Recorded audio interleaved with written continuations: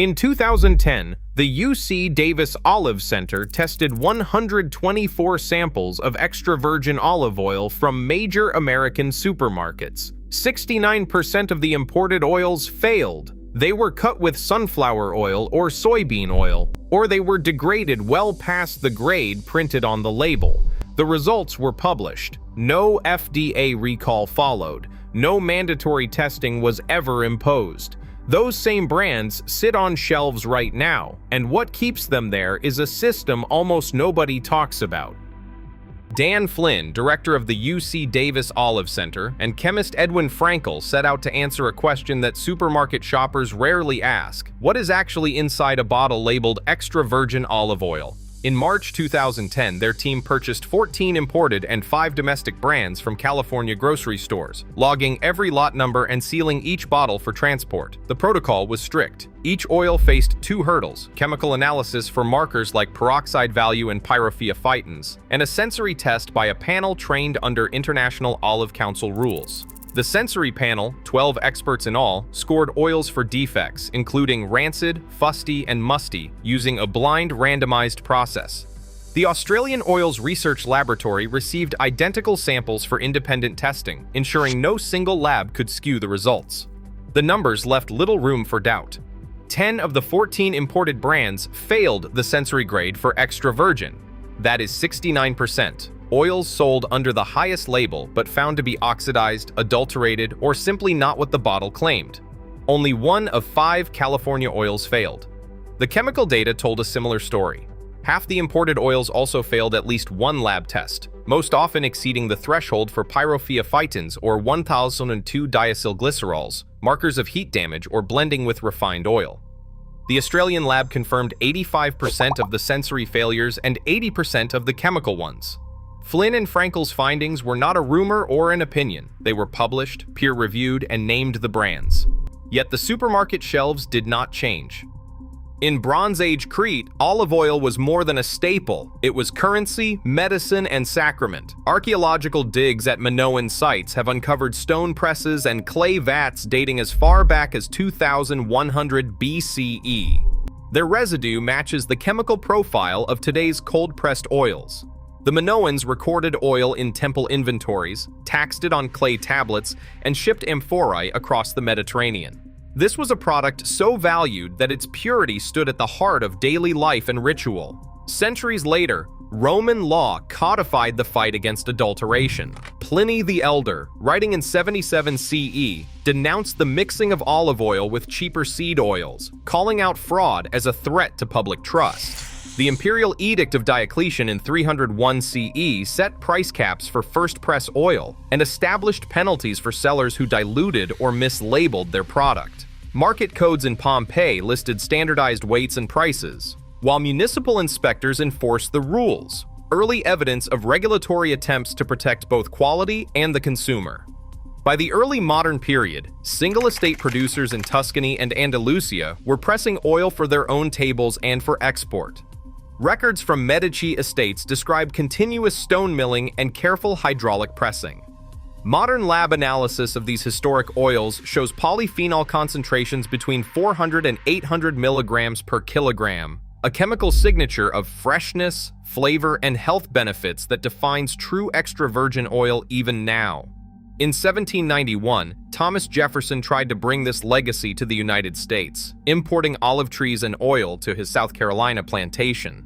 His experiment failed, undone by climate and competition, but the attempt reveals how closely oil's reputation was tied to purity and provenance. For thousands of years, from Minoan Crete to Jefferson's America, the integrity of olive oil was guarded by law, chemistry, and tradition. Only in recent decades has that chain been broken. In 1991, the European Union rewrote its agricultural rulebook. For olive oil, the new Common Agricultural Policy replaced quality-linked premiums with a flat payment, 0.3 euros, for every kilogram exported. The more oil a producer could ship, the more subsidy they collected, regardless of whether the product met any standard beyond volume. Italian growers, especially in Puglia, Calabria, and Sicily, shifted strategy. Estate bottling and careful pressing gave way to bulk production aimed at export, with refiners and bottlers rewarded for moving volume, not for preserving quality. Customs records tell the story. Between 1991 and 2008, Italy's declared olive oil exports soared from 250,000 tons to 820,000 tons a year. Yet domestic production never broke 600,000 tons. In some regions, declared exports doubled what the groves could possibly yield. The gap was filled by importing crude oil from Greece, Tunisia, and Turkey, then refining and relabeling it as Italian before shipping it abroad. The system's vulnerabilities came into sharp focus in 2008 with Operation Golden Oil. Italian authorities uncovered a network of 12 refineries and 27 bottlers importing hundreds of thousands of tons of bulk oil from North Africa, blending it in local plants and exporting it under prestigious Italian labels. Prosecutors secured prison sentences and 4.2 million euros in fines, but most companies resumed business after paying adjusted penalties. The incentive engine, subsidy tied to export volume, remained untouched. The policy had not only enabled fraud, it had made it profitable. Imported olive oil arrives in the United States with little scrutiny. The Food and Drug Administration has no requirement for routine chemical or sensory testing before bottles labeled extra virgin reach supermarket shelves. The USDA standards, adopted in 2010, are voluntary. Producers can choose to submit samples, but most do not. There is no federal mandate for third-party verification, no system for random batch testing, and no recall process for oils that fail to meet their label claims unless a direct health hazard is proven. Retailers and importers benefit from this regulatory vacuum. Supermarket brands display seals and suggest Mediterranean authenticity, but the fine print rarely reveals blend origins, harvest dates, or independent certification. Transparency is limited.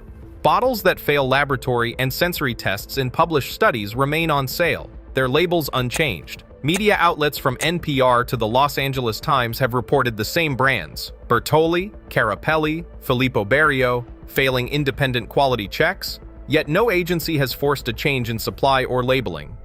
Consumer Reports and other watchdogs have confirmed the findings. Most imported extra virgin olive oil on American shelves is not what it claims. Without enforcement, the U.S. market turns a blind eye, leaving scientific proof to gather dust while fraudulent oil flows freely into American kitchens. Pyrophytins and diacylglycerols, two markers that rarely appear on a supermarket label, became the forensic tools of the 2010 UC Davis study. Scientists measured pyrophytins, called PPP, as a percentage of total chlorophyll breakdown in each oil. When levels rise above 17%, it is a red flag. The oil has likely been heated, blended, or stored too long. These are not minor technicalities. PPP reveals when the oil has lost its freshness or been processed to mask a lower-grade product. In the same set of tests, 1,2 diacylglycerols, called DAG values, told a parallel story. Fresh, unrefined extra virgin olive oil should show DAG values above 35%. Anything lower suggests the oil has been cut with refined oils or has degraded past the point of real extra virgin status. Sensory panels, trained under International Olive Council protocols, provided the human check. Tasters scored for rancid, musty, or fusty notes, defects that chemistry alone cannot always catch. Yet in the 2010 study, every oil that failed the sensory grade also failed at least one chemical threshold. The Australian Oils Research Laboratory, working from the same bottles, confirmed the results with over 80% agreement. Later reviews, including a 2020 analysis in Antioxidants, linked the peppery burn of real extra virgin oil to oleocanthal, a compound shown to inhibit inflammation as strongly as ibuprofen. When oils lose this marker, both flavor and health benefits disappear. The science is clear. PPP and DAG values, combined with trained taste, expose fraud that labeling laws ignore. These are the tools consumers now need to understand before reaching for a bottle. A bottle labeled extra virgin is no guarantee. In the absence of real enforcement, it falls to shoppers to separate genuine oil from the flood of counterfeits. The first step is to look for a harvest date, printed, not just a vague best buy. Fresh oil, less than a year from harvest, retains the polyphenols and the peppery finish that define true extra virgin. Packaging matters too. Dark glass or tins protect against light, which destroys flavor and accelerates rancidity. Clear bottles, no matter how elegant, are a red flag. Certification seals offer another line of defense.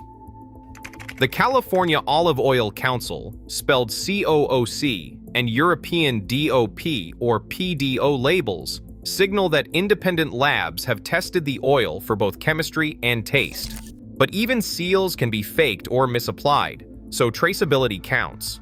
Look for a single region, a named estate, and a lot number you can check. Price tells its own story. Genuine extra virgin oil cannot be produced, bottled, and shipped for less than $25 per 500 milliliters. Anything cheaper is likely cut, old, or both. At home, simple tests can help. Real oil turns cloudy or partially solidifies in the fridge, a rough sign of unrefined waxes. On the tongue, a sharp peppery burn at the back of the throat points to high oleocanthal, the anti-inflammatory compound lost in most fakes. None of these steps are foolproof, but together they tilt the odds back toward authenticity. The real challenge is vigilance, remembering that where oil comes from and how it is handled matters as much as the label. Fraud was named, measured, published, and ignored. Regulators stood aside. Today, most supermarket shelves still blur the line between truth and profit. Real olive oil now hides behind transparency, chemistry, and trust. The task remains. Remember where authentic oil flows and demand nothing less. Share your thoughts below.